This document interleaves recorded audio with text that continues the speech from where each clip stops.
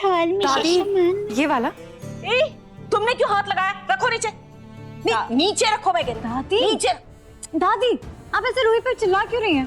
चिल्ला नहीं रही हूँ बेटा, कुछ शगुन का काम है, कुछ ऐसा काम है जो करना है मुझे मुन्नी के लिए, है ना। मैं नहीं चाहती इतने शुभ मुहूर्त में कोई अपशगुन, इसीलिए उसे रोक रही बस।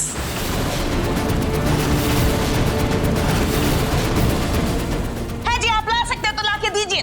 मैं ही ले लेती हूँ, कोई बात नहीं, मैं ही ले लेती। बेटा बैठो, आओ, चलो बैठो।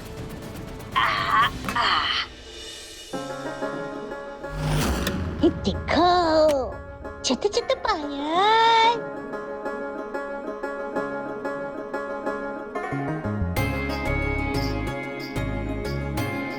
ये रही चेन, ननिहाल का खास तोहफा मुन्नी के लिए। चेन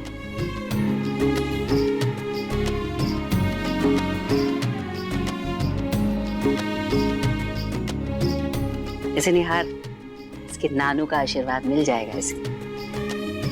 चलक बात है। तो दादी दादी मम्मी का भी आशीर्वाद दिलवा दीजिए।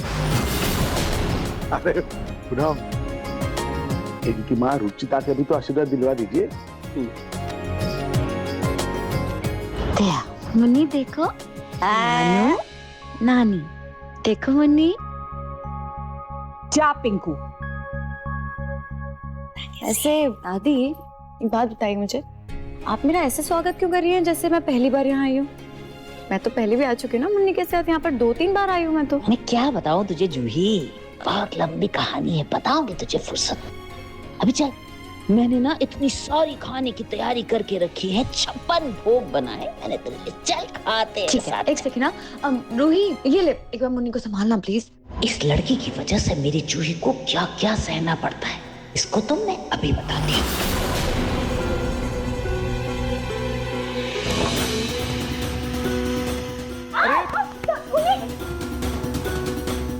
दादी मुन्नी ठीक तो है ना? कैसी लापरवाह लड़की हो तुम। अगर बीच में कहीं मेरा हाथ न आया होता और मेरी मुन्नी का माथा फूट जाता तो। दादी आप क्या बोल रही हैं? ठीक कह रही हूँ मैं, बिल्कुल ठीक कह रही हूँ। और मैं बताऊँ, इस बात जो भी सारी गलती तेरी है। क्यों इस बच्ची की जिम्मेदारी से सौंप के रखी है, जिसे बच्चे को पाला कैसे जाता है, संभाला कैसे जाता है, और कैसे ही जानेगी वो। अरे खुद अपना बच्चा जना होता तब ना।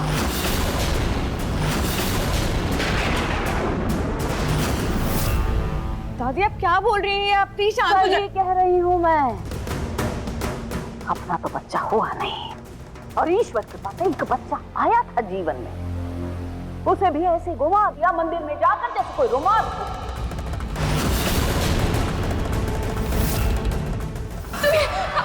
आपने किसी रेशा के बच्चे को देखा है क्या? नहीं। और जो तू, मैं बता रही हूँ, इसके चक्कर में ना तू अपनी जिंदगी बर्बाद कर रही है। इस मनहूस के चक्कर में जो ना अपना घर संभाल पाई, ना अपना बच्चा। बस कीजिए पूनम।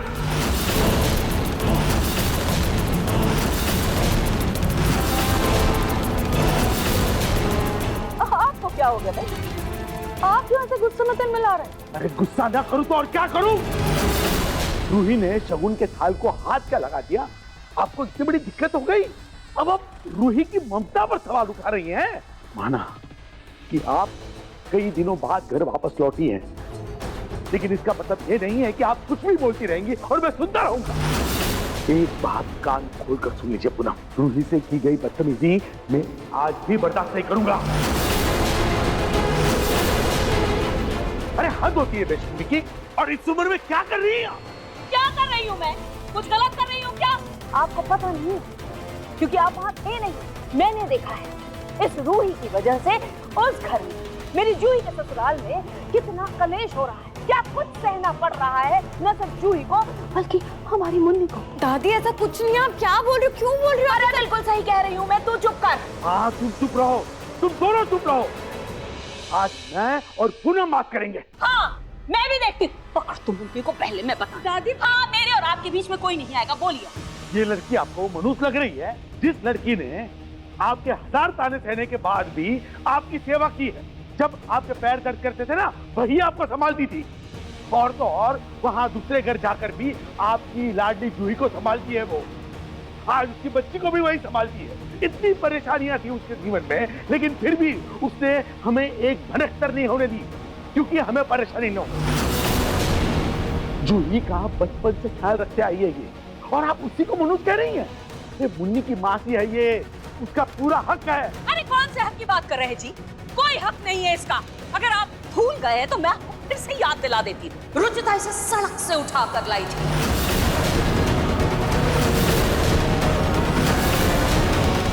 इसलिए इसका कोई खून का रिश्ता नहीं है, ना इस घर के साथ, ना जूही के साथ, और ना ही मुन्नी के साथ।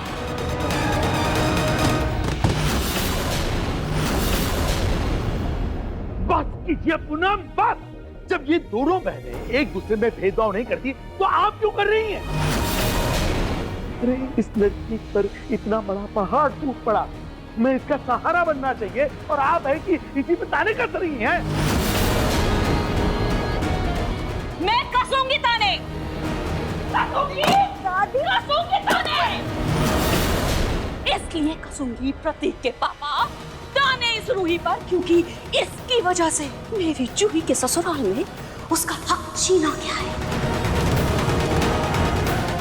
हक हक हक हक किस हक की बात कर रही हैं आप? ये जमीन जायदाद ये हक नहीं होते। जमीन जायदाद से प्यार नहीं मिलता। सही प्यार मिलता है परिवार से, रिश्तों से।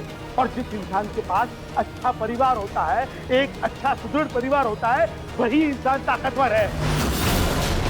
और हम माने या न माने, जब तक मैं जिंदा हूं, रूही मेरी पोती है और रहेगी। उसका उतना ही हक है जितना जूही का और पिंकू का है, समझिए आप?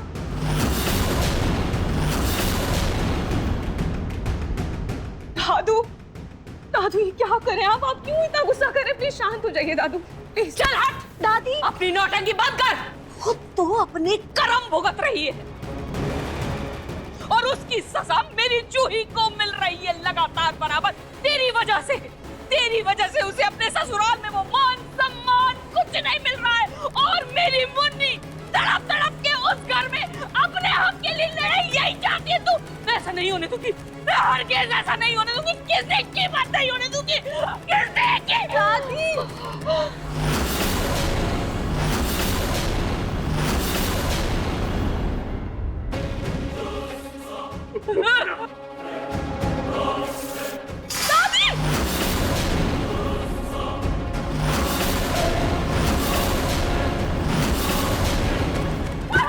पूनम, दादी दादी उठिए ना दादी, दादी लगता है दादी को हार्ट अटैक आया।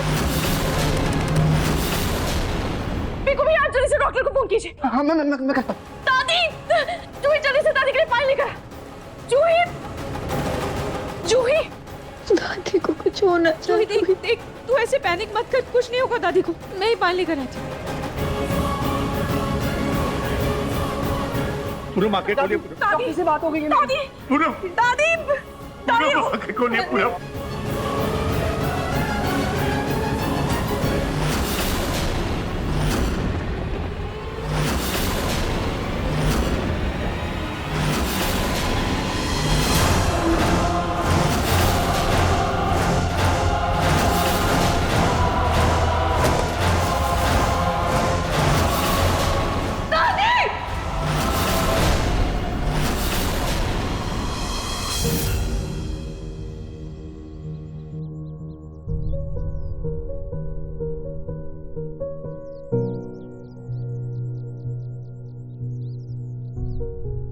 रूही की फोटो मेरे पास कैसे है? लगता है संक्रांति की फोटो उसमें होगी, गलती से फाइल में रख दी होगी। स्पर्श देखो आराम से।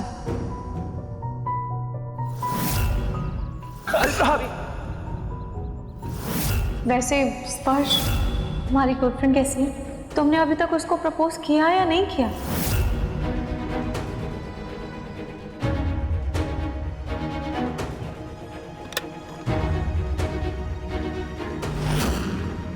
तुम्हें ये वाली रिंग पसंद है? तो बहुत सुंदर है। जरा पहन के देखो तुम्हारे साइज की है या नहीं। मैं क्या सोच रहा हूँ? मेरी तो ऑलरेडी गर्लफ्रेंड है।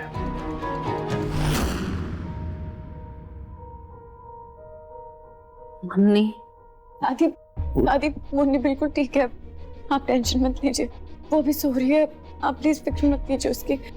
डॉक्टर, पूनम ठीक तो हो जाएगी? जी, लेकिन लगता है इन्हें काफी दिनों से स्ट्रेस था, जिससे इनका बीपी बढ़ा और इन्हें माइनर हार्ट अटैक आ गया।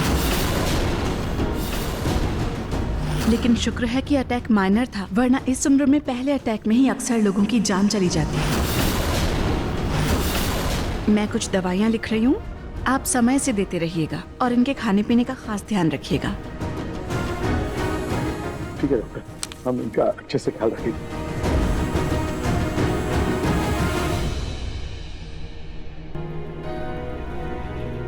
अरे आपको पता है दादी, हम सब कितना डर गए थे, आपको कुछ हो जाता तो हम क्या करते? पापा मम्मी के जाने के बाद आप ही तो दुनिया ना हमारी, आपको कुछ हो जाता तो हम बर्दाश्त नहीं कर पाते दादी, आप अपना ध्यान क्यों नहीं रखती हो?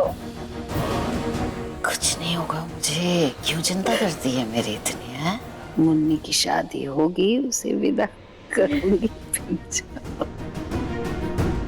पक्का? प्रॉमिस करो। प्रॉमिस। पूनम, प्लीज हालत का जिम्मेदार कहीं ना कहीं मैं ही। प्लीज मुझे माफ कर दीजिए। आप इतने महीनों से किन परेशानियों से गुजरी, क्या क्या नहीं सहा आपने, ये सब जानते हुए भी मैंने क्या कुछ नहीं कर दिया। प्लीज मुझे माफ कर दीजिए।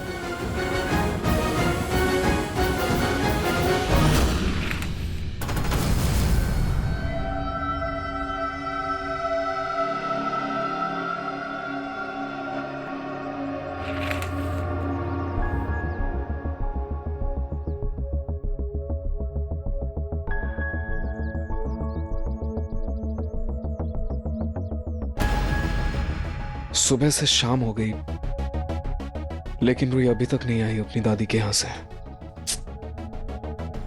इतना टाइम क्यों लग रहा है? सुबह से उसका चेहरा भी नहीं देखा। किसका चेहरा नहीं देखा भैया?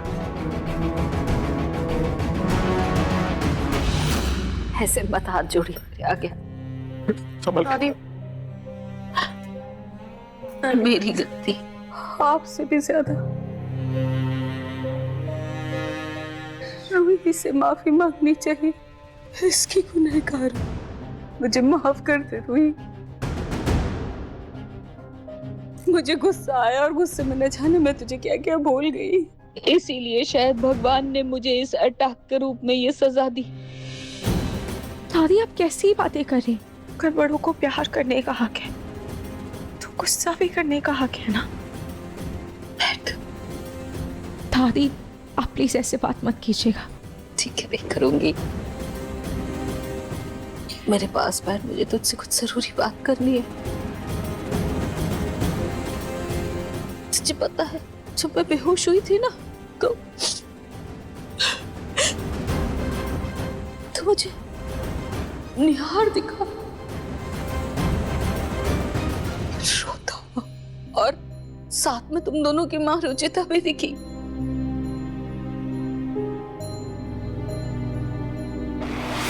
तो पता है, निहार के जो आंसू थे वो साफ बयां कर रहे थे कि वो मुझसे नाराज है। क्यों? जानती हूँ, क्योंकि मैंने तुम्हारे साथ बहुत बदसलूकी की है बेटा रूही।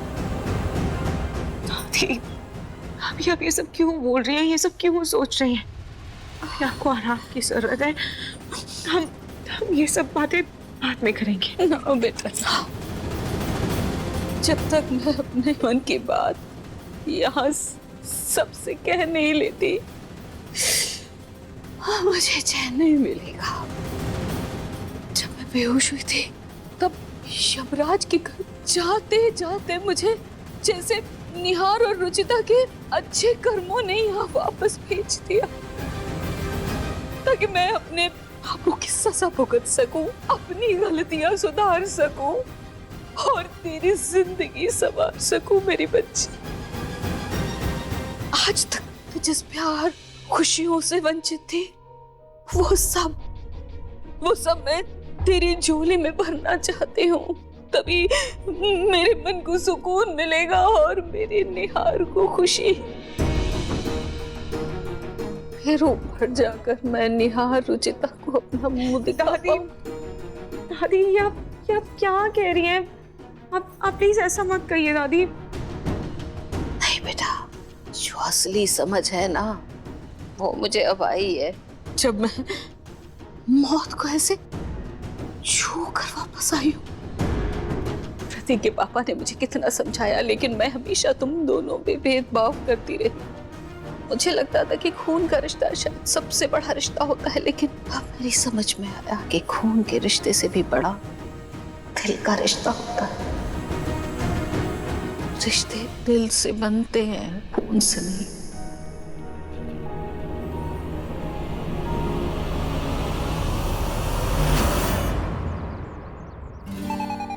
हाँ, चेहरा। हाँ, चेहरा नहीं रे, कोहरा बोल रहा था मैं। आज सुबह से कोहरा नहीं दिखा ना? बहुत साफ मौसम है आज, है ना? हाँ, मतलब मौसम तो साफ ही है। समर, वो मुन्नी का वैक्सीनेशन हो गया क्या? हाँ, वो तो आपके साथ गए थे ना, तो वो ही था। हाँ हाँ हाँ, याद है। अरे मुन्नी से याद आया, जूही अपनी दादी के यहाँ गई थी ना, वापस आ गई क्या? मतलब बहुत टाइम हो गया ना। नहीं, जूही नहीं, लेकिन जूही का मैसेज आया, वो दादी की ना थोड़ी सी तबीयत खराब हो गई, तो जूही अभी तक थोड़ी देर वहीं है। तबीयत खराब है क्या? कोई मेजर इशू तो नहीं है ना? सब ठीक है ना? हाँ हाँ भैया, टेंशन की कोई बात नहीं है, बस आती ही होगी। अरे पूनम, आप खड़ी क्यों हो रही हैं? दिल पर इतना बड़ा बोझ है प्रतीक के पापा, उसे हल्का कर लो।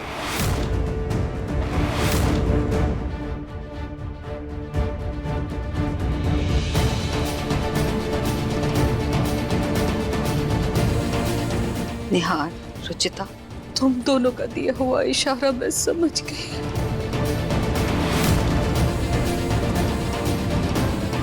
जहां जूही की हल्की सी तकलीफ से मैं बदहाल हो जाती थी, परेशान हो जाती थी, वही रूही की हर मुश्किल, हर परेशानी को देखकर मैं पता नहीं कैसे पत्थर दिल रह जाती। तभी मेरे बेटे की आत्मा तड़प रही थी, अशांत थी, क्योंकि उसकी बेटी इतनी कम उम्र में इतनी तकलीफें झेल रही है, सब कुछ अकेले बर्दाश्त कर रही है। जहाँ मुझे रूही का सहारा बनना चाहिए था, वहां मैं उसे ताने कस रही थी।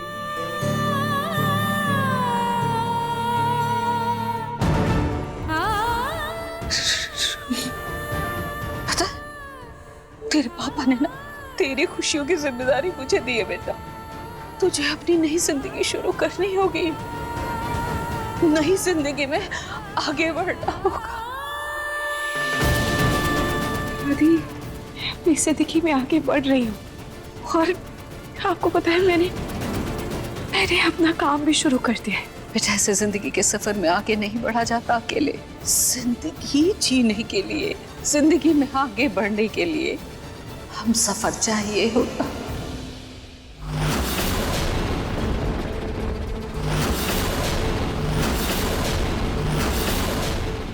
मैं और तेरे दादू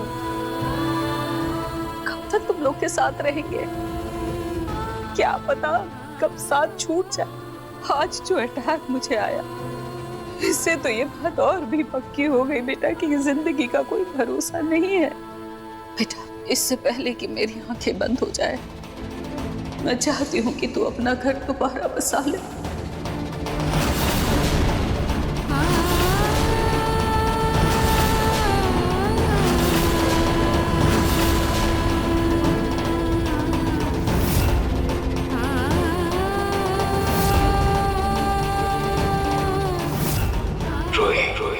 I love you. I love you too. I love you too. I love you too.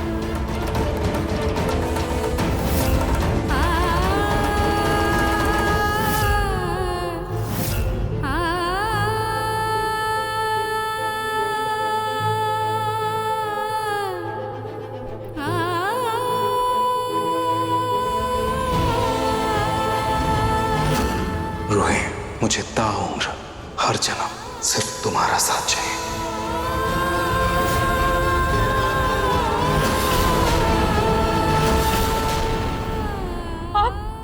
आप ऐसा सोच भी कैसे सकते हैं? मुंह फेरने से सच नहीं बदलता है बेटा। जो तकलीफ तू अकेले झेल रही है ना, उसे सिर्फ तू खुद को नहीं कष्ट पहुंचा रही है, बल्कि पूरे परिवार को तकलीफ दे रही है।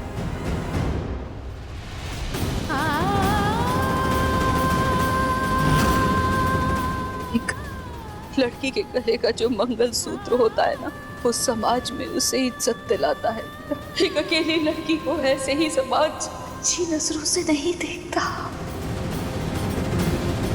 वही बता, तू बता मुझे कि तू ऐसे कब तक अकेले अपनी जिंदगी काटेगी बेटा?